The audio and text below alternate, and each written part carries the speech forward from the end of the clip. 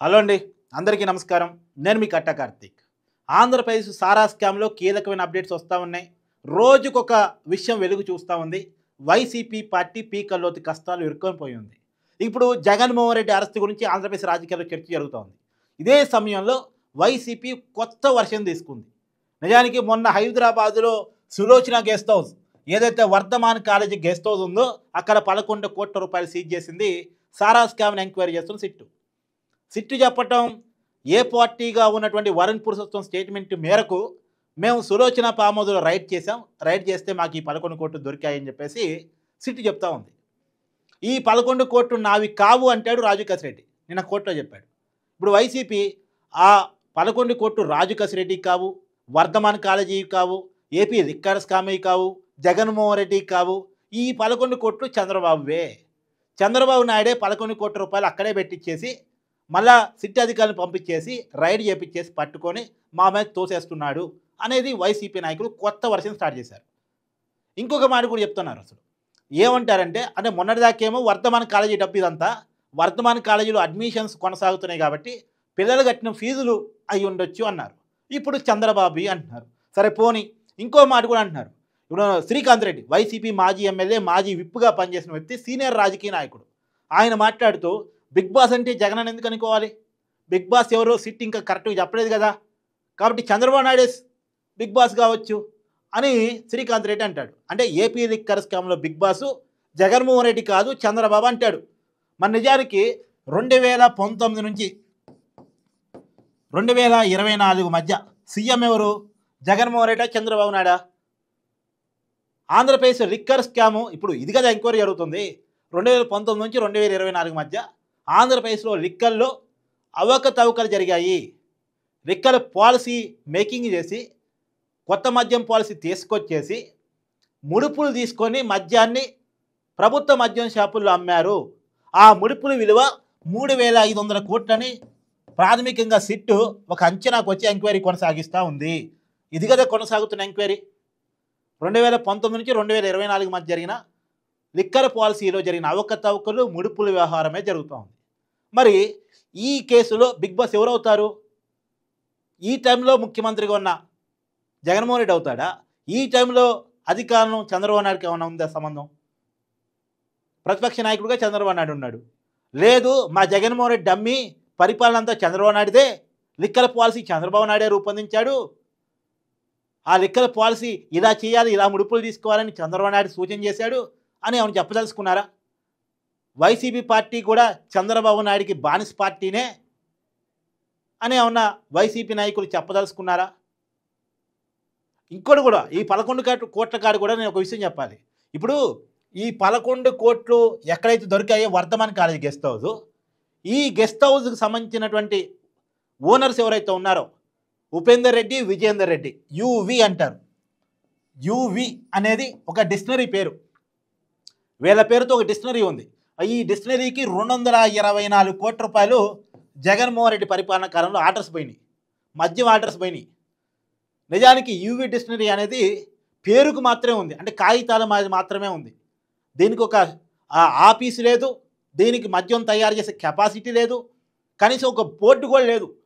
కేవలం పేపర్ల మీద మాత్రమే యూవి డిక్షనరీ ఉంది అనేది ఉంది, అంతే. రిజిస్ట్రేషన్ అయి ఉంది. దీనికి ఒక బోర్డు ఉండటం కానీ, మద్యం తయారు చేసే కెపాసిటీ కానీ, అంటే అసలు బోర్డు ఆఫీస్ వెళ్ళినప్పుడు మద్యం తయారీ ఎక్కడ, సప్లై ఎక్కడ?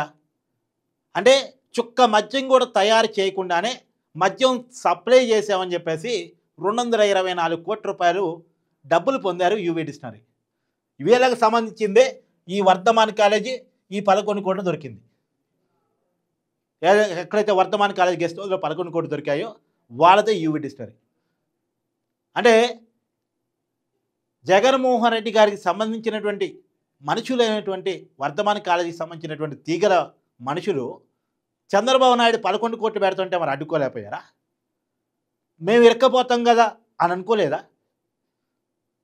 ఏమన్నా అర్థం ఉండాలి, చెప్తే నమ్మేటట్టు ఉండాలి. అబద్ధం అతికినట్టు చెప్పాలంటారు. లేదంటే జనం ఏదో ఒకటి నమ్ముతారు, జనానికి ఏం చెప్పినా నమ్ముతారు అని చెప్పేసి ప్లాన్ తప్ప ఒక చెప్పేదంటే ఒక లాజిక్ ఉండాలి కదా. 2019 నుంచి 2024 మధ్య జగన్మోహన్ రెడ్డి ముఖ్యమంత్రి, ఆ జగన్మోహన్ రెడ్డి పరిపాలన కాలం జరిగిన స్టిక్కర్ స్కామ్ మీద ఎంక్వైరీ జరుగుతుంది. అది 3,500 కోట్ల రూపాయల ముడుపులు ఆ రోజు తీసుకున్నారని సిట్ ఎంక్వైరీ చేస్తూ ఉంది. ఆ సిట్ ఎంక్వైరీలో భాగంగానే 11 కోట్లు మద్యం స్కామ్ ఎంక్వైరీ చేస్తున్న సిట్టు పట్టుకుంది. ఆ పట్టుకోవడానికి కారణం A40గా ఉన్నటువంటి వరుణ్ పురుషోత్తం ఇచ్చిన స్టేట్మెంటు. ఇంకో విషయం కూడా బయటపడేదంటే ఈ గెస్ట్ హౌస్ ఎక్కడైతే 11 కోట్లు పట్టుబడ్డాయో ఆ ఓనర్స్కి, ఆ గెస్ట్ హౌస్ ఓనర్స్కి ఆల్రెడీ గతంలో ఒక డిక్షనరీ ఉంది. అది కేవలం కాగితాల మీద మాత్రమే ఉంది. ఆ కాగితాల మీద ఉన్నటువంటి డిక్షనరీకి అప్పటి జగన్మోహన్ రెడ్డి గారి పరిపాలనా కాలంలో ఆంధ్రప్రదేశ్ ప్రభుత్వం 224 కోట్ల రూపాయలు ఆర్డర్స్ ఇచ్చింది. అసలు మద్యం సప్లై చేసే కెపాసిటీ లేని సంస్థకి 224 కోట్లు అప్పనంగా కట్టబెట్టింది. ఈ వాస్తవాలు, ఇవి కనబడుతున్న వాస్తవాలు. దీంట్లో ఖండించడానికి, కాదని చెప్పడానికి ఏముంది ఇప్పుడు నేను చెప్పిందంటూ? కాదు, ఇప్పుడు రివర్స్లో చెప్పాలి. 2019 నుంచి 2024 మధ్య చంద్రబాబు నాయుడు అధికారంలో ఉన్నాడు. పేరుకి ముఖ్యమంత్రిగా జగన్మోహన్ రెడ్డి గారు ఉన్నా, జగన్మోహన్ రెడ్డి గారు రోజు చంద్రబాబు నాయుడు గారికి ఫోన్ చేసి ఆదేశాలు తెచ్చుకొని పరిపాలన కొనసాగించేవాడు. ఆంధ్రప్రదేశ్ లిక్కర్ పాలసీ కూడా చంద్రబాబు నాయుడికి చెప్పే చేశాడు. చంద్రబాబు నాయుడికి తగ్గట్టే, చంద్రబాబు నాయుడికి ముడుపులు వచ్చే విధంగానే లిక్కర్ స్కామ్ రూపొందించాడు. చంద్రబాబు నాయుడు ఏ బ్రాండ్ అమ్మంటే ఆ బ్రాండ్ అమ్మాడు, ఏ బ్రాండ్ వద్దంటే ఆ బ్రాండు అమ్మలేదు.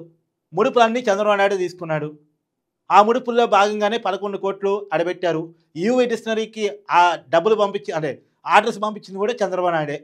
చంద్రబాబు నాయుడు ఆదేశాల మేరకు ఆర్డర్స్ పంపించారు. ఇప్పుడు ఇది నమ్మటానికి అవకాశం ఉందా? అది నమ్మటానికి అవకాశం ఉందా?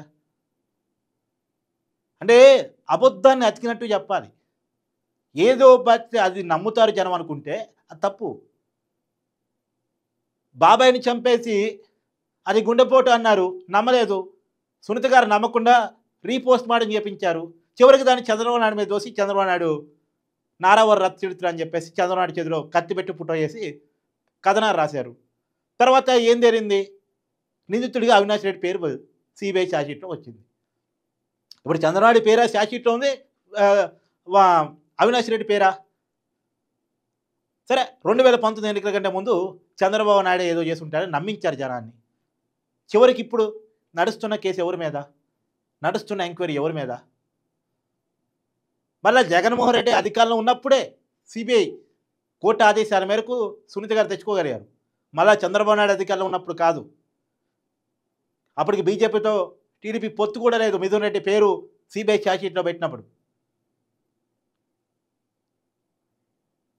ఇది అంటే ఒక అబద్ధాన్ని వైసీపీ ఎలా నమ్మించగలిగింది అంటానికి 2019 ఎన్నికల ఒక ఉదాహరణ. ఇప్పుడు కూడా మళ్ళీ అదే అబద్ధాన్ని నమ్మించే ప్రయత్నం, అదే అబద్ధాలను ప్రజలకు చెప్పే ప్రయత్నం. నమ్ముతారు, అప్పుడు నమ్మారు కదా, ఇప్పుడు నమ్ముతారు. అంటే జనం గొర్రెలు అనుకుంటుంది వైసీపీ. మరి జనం గొర్రెలా కాదా మీరే కామెంట్ చేయాలి. ఎందుకంటే నేను క్లియర్గా చెప్తా ఉన్నాను కదా, లెక్కలు అంకెలు మన కళ్ళ ముందు కనపడుతున్నాయి. నేను చెప్పేది కూడా మీ అందరికీ తెలిసిందే. మీరందరూ ఏ బ్రాండు ఆంధ్రప్రదేశ్ మద్యం షాపుల్లో అమ్మారో మీ అందరికీ తెలుసు. ఏ పద్ధతుల్లో అమ్మారో, అంటే క్యాష్ అండ్ క్యారీ పద్ధతిలో అమ్మారా, డిజిటల్ ట్రాన్సాక్షన్తో అమ్మారా, ఏ రేట్కి అమ్మారు, ఏ రేట్ ఎంఆర్పి ఉంది, మీ అందరికీ తెలుసు. ఆ బ్రాండ్ మాత్రమే అమ్మడానికి ఉన్న కారణాలేంటో కూడా మీకు తెలిసి ఉండొచ్చు. ఇదంతా మీ కళ్ళ ముందు. ఇది వైసీపీ కార్యకర్తలు తెలుసు, టీడీపీ కార్యకర్తలు తెలుసు, ఏ పార్టీ కాని వ్యక్తులకి తెలుసు. అందరికి కళ్ళ ముందు జరిగిన స్కామ్ ఇది. ఇంకా దీని నుంచి తప్పించుకోవాలని చూడటం, దీన్ని బుకాయించే ప్రయత్నం చేయటం కరెక్ట్ కాదేమో అనేటువంటిది నా ఉద్దేశం. ఎందుకంటే కొన్ని చేసిన తప్పులు ఒప్పుకుంటే ఏంటంటే పడితే ప్రజలు క్షమించే అవకాశం ఉండొచ్చు. ఏదోలే కక్కుర్తిపడ్డాడు, తప్పు తెలుసుకున్నాడు అనుకోవచ్చు ప్రజలు. కానీ బుకాయించి, గదమాయించి, అబద్ధాన్ని నమ్మించే ప్రయత్నం చేస్తే సరే, నమ్మే అవకాశం ఉందా లేదా మీరే కామెంట్ చేయండి.